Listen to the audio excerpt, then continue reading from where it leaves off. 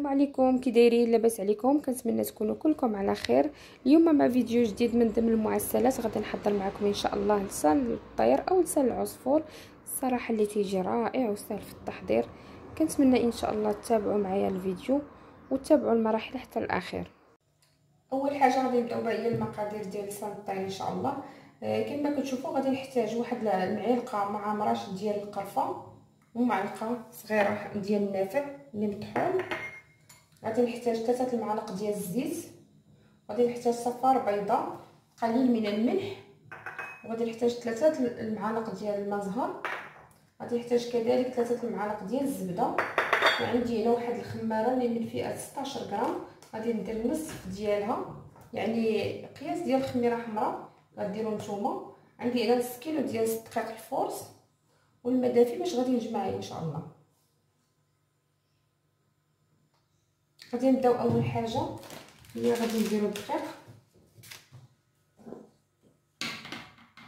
غادي نغربلو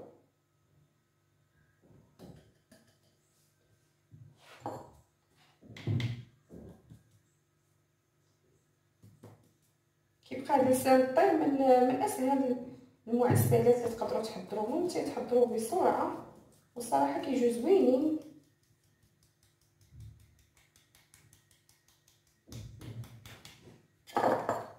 دابا غادي نضيف الزبده وغادي نخدمها مزيان مع الدقيق، عاد نضيف المكونات الاخرين. كيف ما كتشوفوا من بعد ما دخلت ديك الزبده مزيان في الدقيق غادي نضيف المكونات الاخرين. غادي نضيف القرفه والنافع، الزيت كديروا من 2 معالق حتى 3 المعالق. انا درت 2 معالق، عفوا درت 3 المعالق.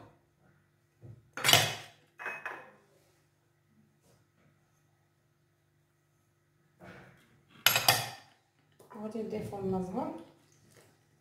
صافي غادي نخلط هاد المكونات كامله، عاد نبدا نعجن فيها بالماء دافي. العجينه ديالها عاديه، ما قاصحه ما رطبه بزاف، غادي نعجنوها تقريبا بحال عجينه المسمن.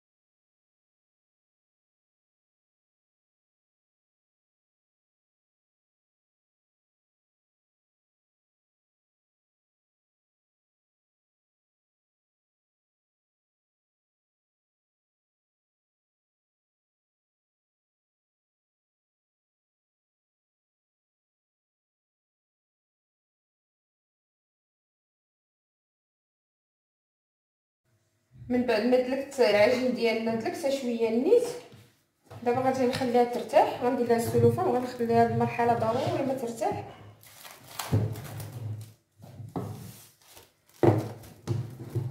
ديروا لها بلاستيكه ولا السلوفان اللي بغيتو، هو ضروري نديروا لها الميكا.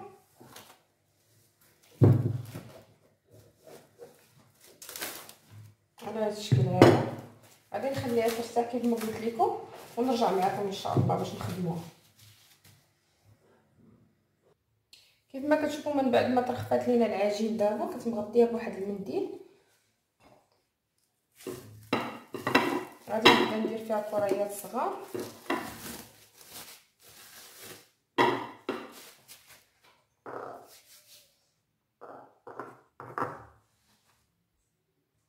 كما كتشوفوا قلت لكم غادي ناخذ واحد القطرات ديال الزيت غير شويه في يدينا غير باش غادي نقطعوا هذا العجين ديالنا.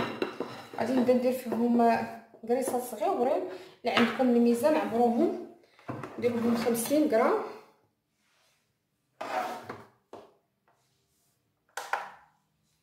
ولا ما عندكمش الميزان صافي عبروا غير عينكم ميزانكم. انا ناخذ العبار ديالهم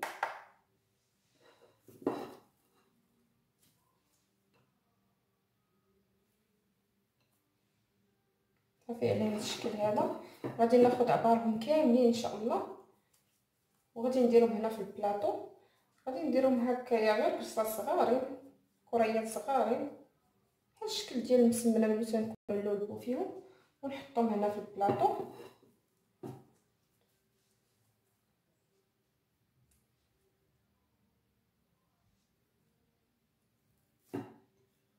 صافي على هذا الشكل هذا.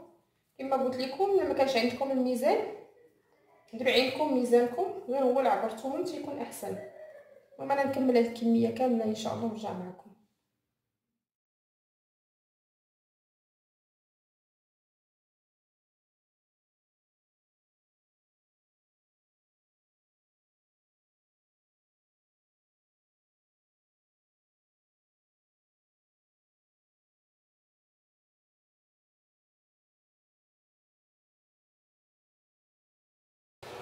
كما كتشوفوا من بعد ما كتفرط لينا العجين كما كتلاحظوا، غادي نبداو نخدموا فيها دابا بوحده بوحده.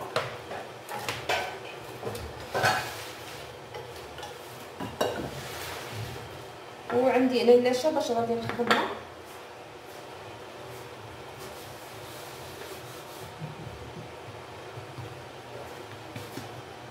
نحاول نرش شويه اللاشه صافي، وغادي نخدمهم غادي نبسطهم كاملين دائريين بهذا الشكل هذا. الا حسيتوا بها تسقط لكم زعما شويه رشوا النشا وتخافوا منها والو، لحقاش في الاخر غادي نحيدوها ونحاولوا نتخلصوا منها كامله سوسونه باش ما تبقاش لينا في العجين.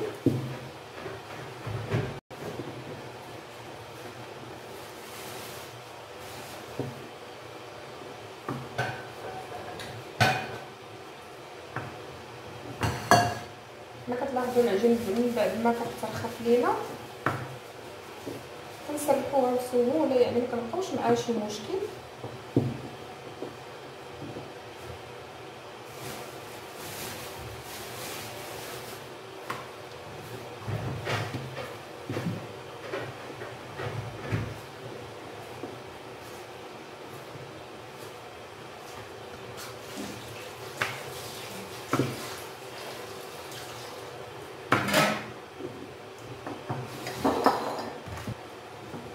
كما كتشوفوا راه غادي نبقى معاها هكا بلا ندلك حتى تولي ليا رقيقه، يعني ما تخلوهاش غليظه، ضروري تخدموها مزيان حتى تولي لكم رقيقه. كما شفتوا راه فيها الخميره ديال الحلوه تتنفخ. غادي نورقها مزيان مزيان. الا بغيتو ديروا جوج حتى ثلاثه في خطره ماشي مشكل، كل وحده سرحوها بوحدها، غير هو من الاحسن تخدموا بالوحده بالوحده باش تخدموها مزيان. صافي على هذا الشكل هذا غادي نكمل هذه الكميه كامله اللي عندي بنفس الطريقه ان شاء الله.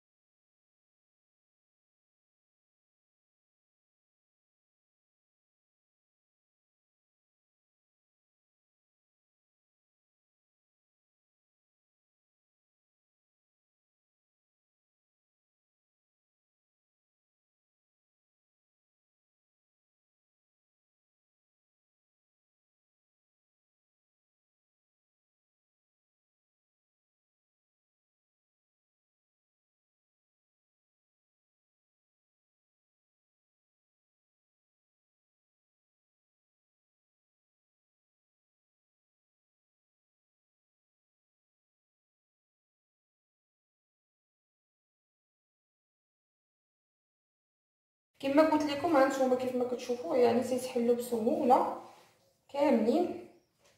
صافي دابا غادي نمشي ان شاء الله باش نبدا نطيب فيهم، وغادي نوريكم كيفاش غادي نطيبهم.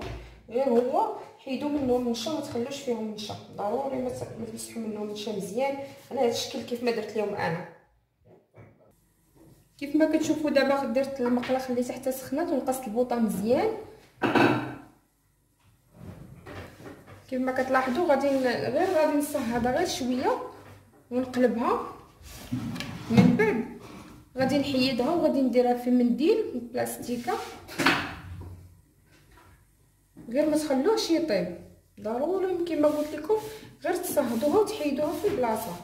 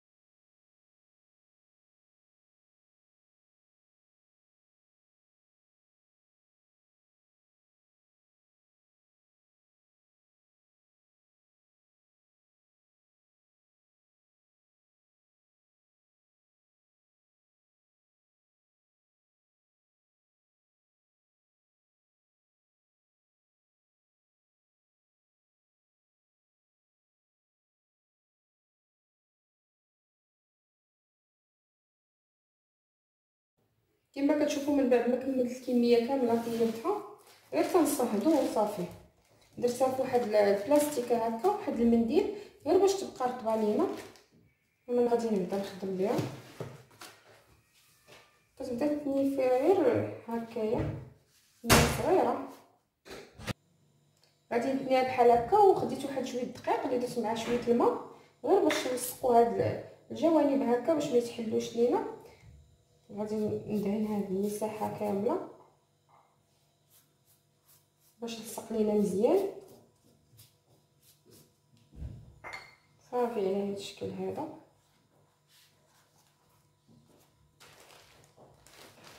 كيف ما كتشوفوا نعاود معكم وحده اخرى. تندير الدقيق عاوتاني من الجناب، حاولوا ديروا الجناب كاملين باش ما يتحلش معكم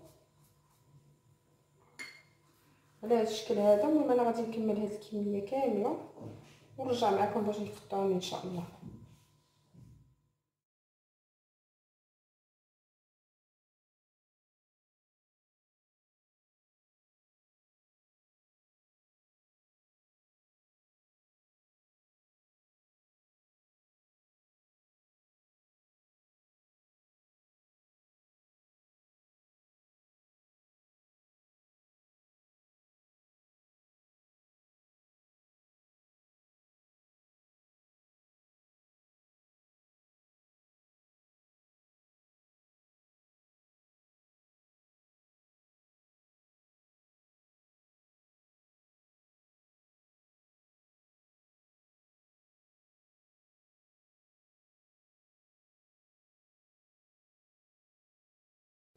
كيف ما كتشوفوا انا راه بديت تنقطع فيهم، كتاخذوهم وكتقطعوهم لا كبار ما صغار. حاولوا دوك الجوانب يعني تعزلوهم بوحدهم، حتى هما غادي نخدموا بهم، غادي نقليوهم ان شاء الله، غير هما عزلوهم بوحدهم. كما كتشوفوا اول حاجه غادي نحيد هذا الزائد هذا اللي تيبقى في الجنب، نعزلو بوحدو. صافي كنبدا نقطع على هذا الشكل هذا المقص. تديروا الحجم اللي بغيتو نتوما.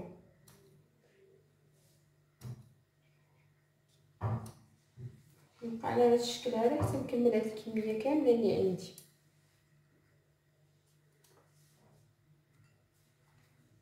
شفتوا كيفاش كتجي على هذا الشكل هذا.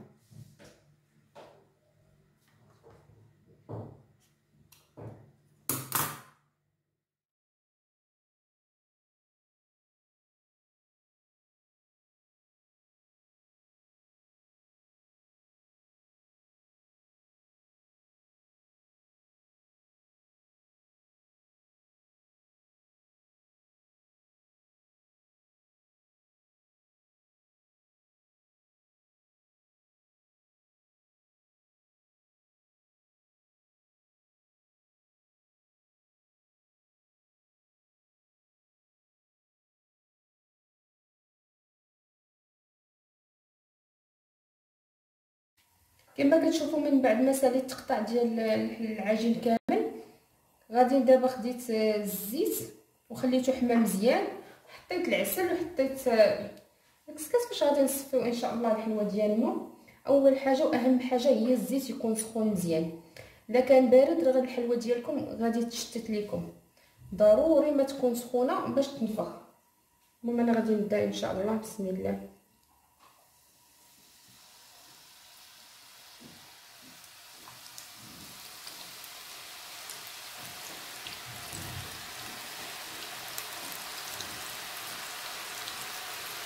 عاده نقصوا البوطه ملي ترميو، نقصوا البوطه باش تطيب على خطرها. انا ندير الكميه اللي تهز ليا البلا وغادي نقص ان شاء الله.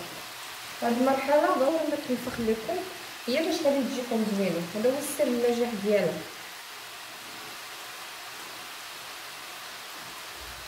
كما كتلاحظوا راه بدات تنفخ.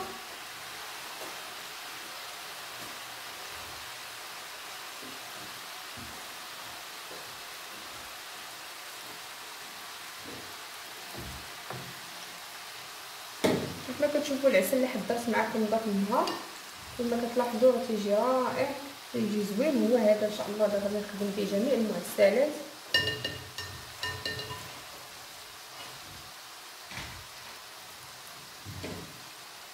كتبقاو تقلبوا فيها، ولكن غير تدوروا غير من الجناب حتى يدخلها الطياب مزيان.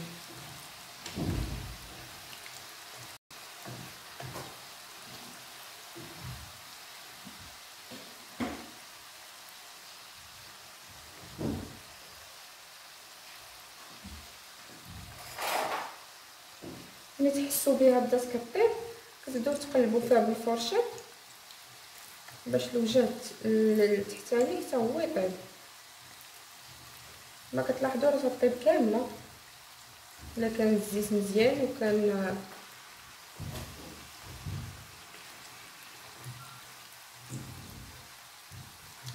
كما كتشوفوا راه دغيا كطيب. ضروري ما تردوا معاها البال.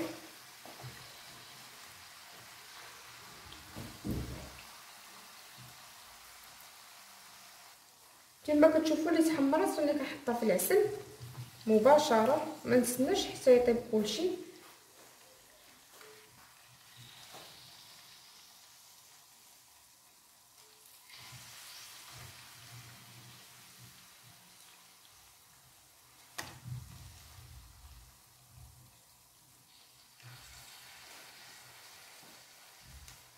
صافي كنبقى نقلب فيهم باش يطيبوا من الجناب من الجهات بجوج بهم.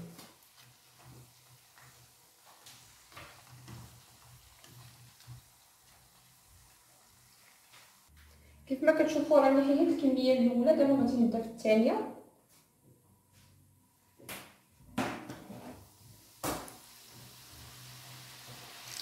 غادي نخلي الكميه الاخرى حتى يشربها شويه العسل، تشرب العسل بين ما رميت هادو.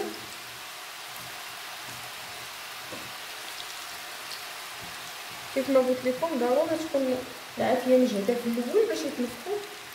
عاد نقصوا البوطه على هذا الشكل هذا. ما شفتوا هادو راني كنضغط عليهم شويه باش يشربوا العسل شويه.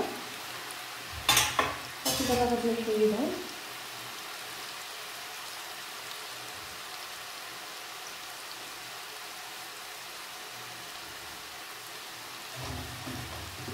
غنبقى على هذا الشكل هذا ان شاء الله حتى نكمل الكميه اللي عندي كامله. كما كتلاحظوا العسل كيفاش كيجي زوين. نتمنى ان شاء الله تجربوه.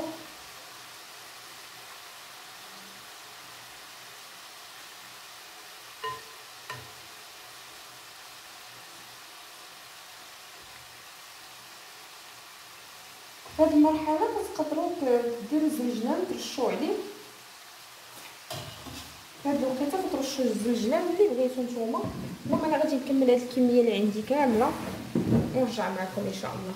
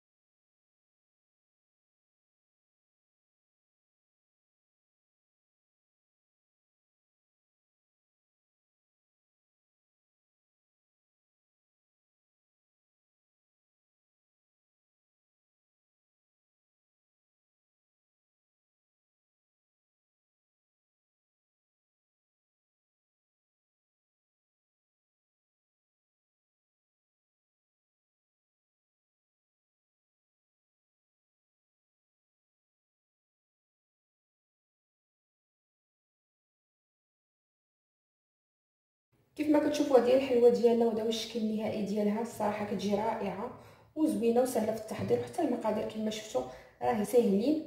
انا درت لها غير شويه ديال اللوز اللي رشيتو عليها غير من الفوق. بغيتو ديروا الزنجلان ديروا اللي بغيتو، وبغيتو ديروا حتى شي حاجه يعني تجي الصراحه رائعه. حتى المذاق والقرمشه اللي فيها زوينه بزاف وسهله في التحضير كيف ما شفتوا معايا. كنتمنى ان شاء الله تعجبكم. وإلا عجبتكم ردوا عليا بطبيعه الحال في الكومونتير. هانتوما هي كيفاش كتجي معلكه وزوينه الصراحه زوينه بزاف. كنتمنى ان شاء الله تجربوها. يعني تقدروا تكتفوا بها كمعسلات غير هي بوحدها، بغيتو ديروا حتى شي حاجه ديروها غير هي بوحدها الصراحه يعني زوينه بزاف. الناس اللي عاد دخلوا للقناه ديالي كنتمنى تابوناو فيها، ديروا الجيم، تفعلوا الجرس باش يوصلكم كل جديد من عندي ان شاء الله. وبسلام عليكم الى فيديو جاي.